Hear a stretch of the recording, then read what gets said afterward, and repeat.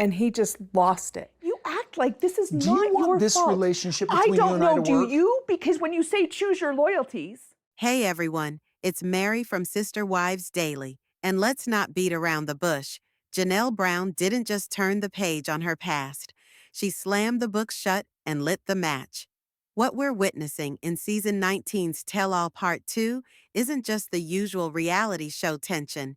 It's the full-blown unraveling of a family once built on shared faith, deep sacrifice, and the ideal of unity. But here's the really big question. When three wives abandon one man, is it actually a tale of doomed marriages? Or was the foundation flawed from the very start? If you've been watching Sister Wives since the early years, or have just started watching in recent episodes, you're familiar with this being more than a tale of polygamy. It's one of identity, of survival, and of finally emerging from the fog of denial to see what's true. In this episode, Janelle wakes up and then steps into the light with no filter left. She tells it as it is, no sugarcoating. Her hurt, her disillusionment, and her vision, it's all out there. And let's discuss that one-liner she delivered with a sledgehammer. I don't like them. I don't want to know them. That was not for the cameras at all. That was Janelle finally making a line she will never cross again. Before we delve in, make sure you press that subscribe button, because if you're sick of sanitized accounts and want the unvarnished, straight-up truth behind this unraveling, you're in the right place. Now, back to Janelle, the steady one, the peacemaker, the practical voice amid emotional chaos. For years, while Christine spoke out and Meri visibly struggled, Janelle stayed composed, almost detached. But now, that calm has cracked. What we're seeing isn't a shift, it's a complete transformation, and it's powerful. The Janelle you can see today is not angry. She's crystal clear, no drama, no screaming, only a firm, near-chilling truthfulness.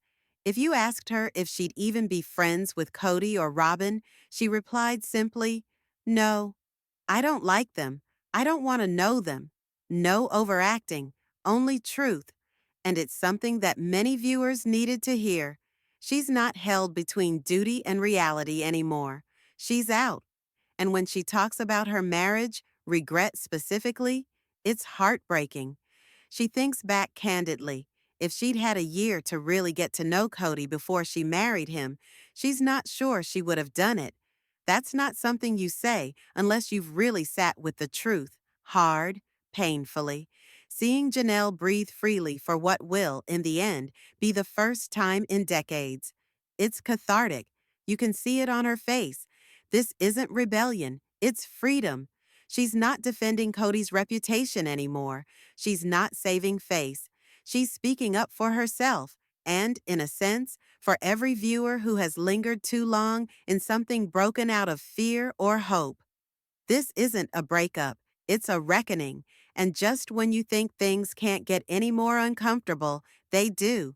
In one cringe-worthy instant, the host Sukanya addresses Robyn and asks her how she had felt being referred to as the sacred cow of the family. Robyn shrugs and says, "Whatever. I don't care. That's all." No emotion, no explanation, just indifference. That response reveals more than a complete statement ever could, because it's not just about a nickname.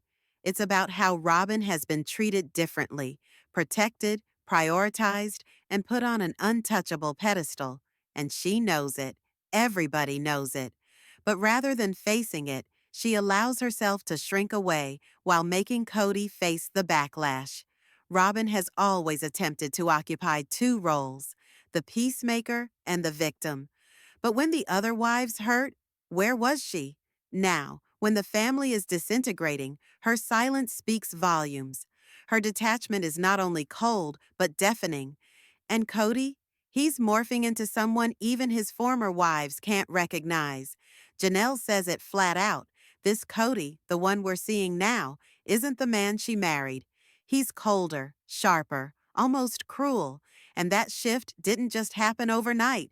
So buckle in, because this season isn't just pulling back the curtain, It's tearing it down. And then there is a theory, a one that's subversively shattering. Perhaps Kody's not being nasty for no reason. Perhaps he's consciously playing the bad guy, absorbing all the heat just to protect Robyn, the family's so-called sacred cow. Janelle doesn't propose this notion recklessly. You can sense the uncertainty in her tone, the incredulity. She's not mad, she's lost, mourning, and wondering if the man that she used to marry is even still there somewhere. And honestly, to watch Kody now, it's a legitimate question. His sentences are abrupt, his voice cold and guarded. There's no warmth, no vulnerability, just giant emotional barriers that even his own kids can't seem to breach.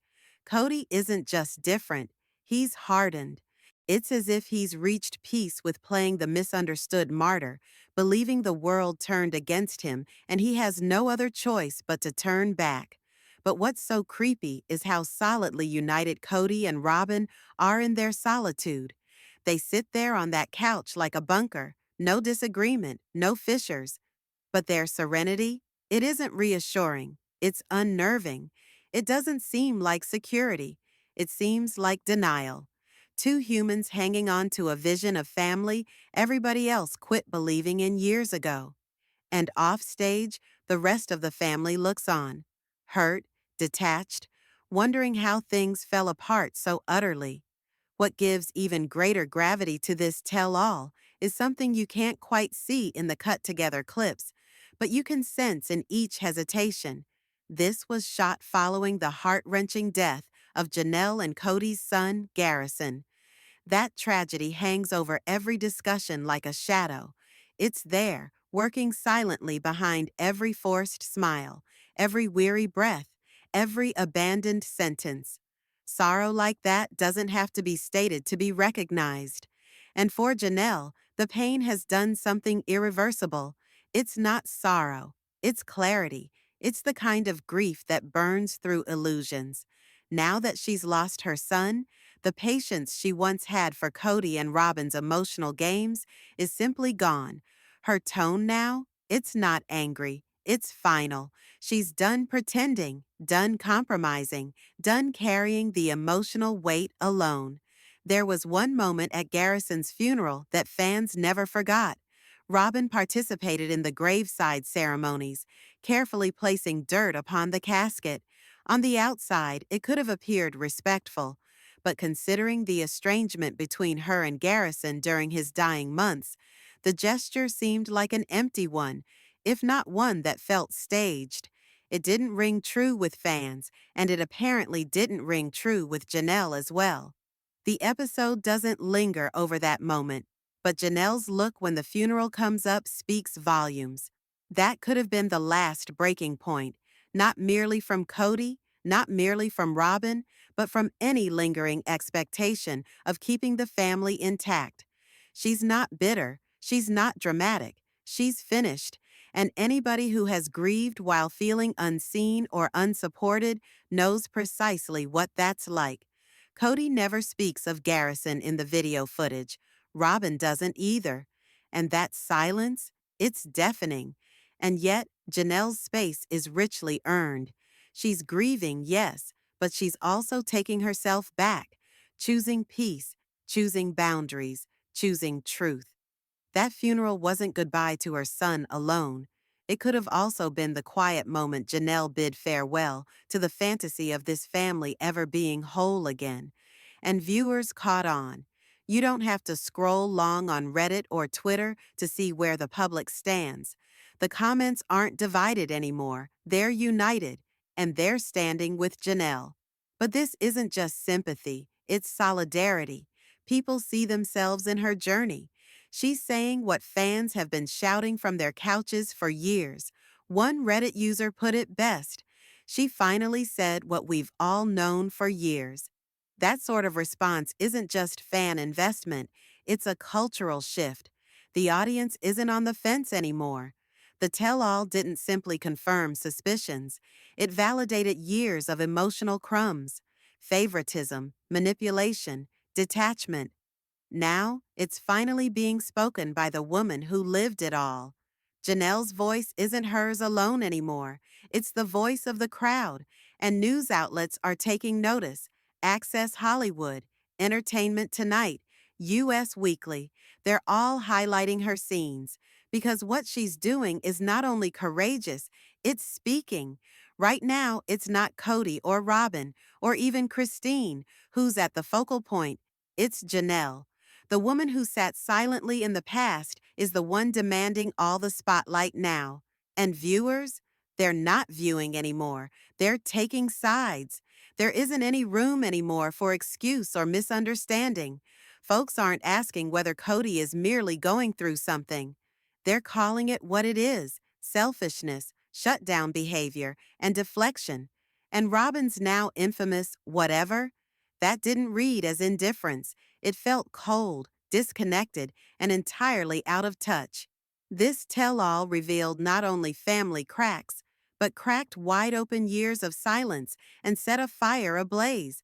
When someone like Janelle finally speaks the truth, people have been screaming on their couches for years. Something changes, and once it's out there, there's no turning back. And then there is one of the most understated but gut-twisting moments in the whole episode. Janelle just sits there, calmly, and says, "If I had a year with Kody, I'm not sure I would have married him." That one sentence, it breaks decades of family history. Because this wasn't a throwaway line. It was a revelation, a reflection on a life constructed from faith, sacrifice, and the hope that love would continue to develop over time, and owning that it didn't. With the type of plural marriage they had, things happened quickly. Choices were made for spiritual callings. Love wasn't always the cause, it was the expectation. Then, Janelle likely thought she was entering something holy and consistent. Now, though, she's looking back on what she sacrificed, what she suppressed, and what she refused to question until now. That's what makes her words sting so much. They're not bitter, they're not angry, they're honest, they're clear, and they're from someone who's finally quit attempting to talk herself into it being worth it. That one line changes the entire Sister Wives narrative, not as a ode to plural love, but as a cautionary tale. A cautionary tale about what occurs when you lose yourself in someone else's fantasy. Janelle's admission isn't hers alone. It is a wake-up call, a reminder that sometimes the bravest thing you can do is not stay. It is to leave before it starts. This scene in the tell-all is not just about Janelle. It reflects something much deeper, something personal for so many viewers. It's about the strength it takes to step out of the life you've been told to live and finally claim the life that's actually yours. Janelle's truth cuts through all the scripted drama and lands in a place that's real, because many of us have been there, holding on for too long, hoping for something that never came. And then, softly but steadily, there's Meri, stepping back too. Her recent solo vacation wasn't necessarily about escape. It was symbolic, like she too is willing to let go of the version of herself who only ever existed to perpetuate this broken family story. Sometimes it's possible to move forward by walking away, not necessarily from individuals, but from an identity you thought was everything about you. Thanks for hanging in with me throughout all this. If these moments resonated with you as much as they did me, don't forget to be subscribed to Sister Wives Daily. I need to hear from you. Who do you relate to the most? What do you believe actually went down behind closed doors? Leave your comments below. Let's keep the conversation going.